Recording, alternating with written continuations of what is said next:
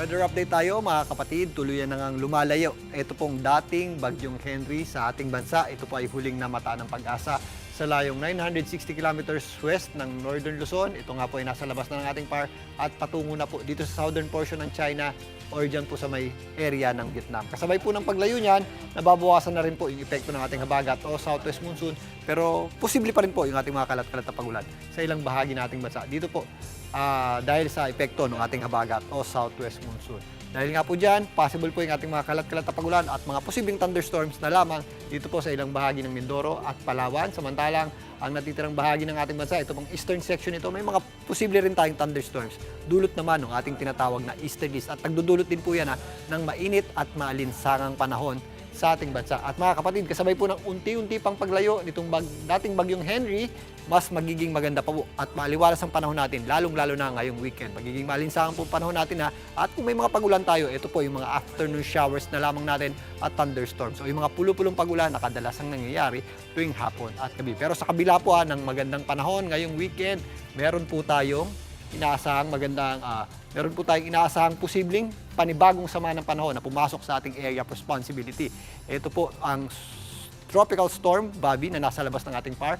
Narito po yung tropical cyclone threat potential ng Pag-asa. Pinapakita dito na ito pong ating aasahang bagyo ay papasok sa ating area of responsibility maaaring sa darating na Tuesday hanggang Wednesday at yan po ay kikilos generally northwestward patungo dito sa itaas na bahagi ng ating bansa. At sa susunod na linggo or sa susunod na weekend, nandito na po yan sa may area ng Taiwan. Ito po ay general area lamang po na posibleng puntahan ng bagyo at maaari pa po yung magbago dahil napakalayo pa po nito at posible pa pong magbago yung kanyang lakas at direksyon. Ito namang number 2 ay posible rin pong low pressure area na medyo mababa pa ang tsansa na magkaroon tayo ng isang sirkulasyon dyan. Pero ito pong may kulay pula ay halos certain na po dahil isa na po yung buong bagyo o isa na po yung tropical storm na nasa labas ng ating area of responsibility.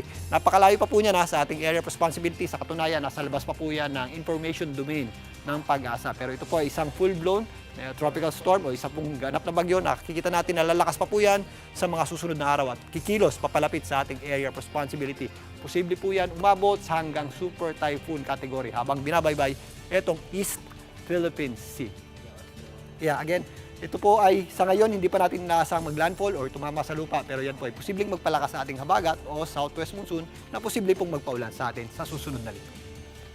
Mga kapatid, fun fact naman tayo. Nabalitaan nyo rin ba ang pulang kalangitan dyan sa may Caracas, Venezuela? Marami nagsasabing pangitain ito sa biblical sign na naiugnay sa nangyayaring kambal na magnitude 7.2 at 7.5 na lindol nitong lamang nakaraang Hunyo 24. Ang video po kasi na ito ay naganap dapit hapon na sa Caracas, Venezuela. Kadalasan po kapag sunrise at sunset, nagiging pula talaga ang ating kalangitan dahil nafi-filter ng mas mahabang atmosphere o mas mahaba po o mas malawak yung ating atmosphere yung maiiksing wavelength sa ating visible light gaya ng mga blue at purple pero nakakalusot naman yung mga habang wavelength gaya ng mga red at orange at na-enhance pa yan ng mga dust particles na meron sa kasalukuyan that time sa Venezuela. Kaya kalma lang mga kapatid dahil wala itong koneksyon sa nangyaring kambal na lindol. Kaya naman pairalin natin ang pagiging maagap sa mga lumalabas na impormasyon sa social media. Muli ako po ang inyong weather frontliner, Alvin Pura.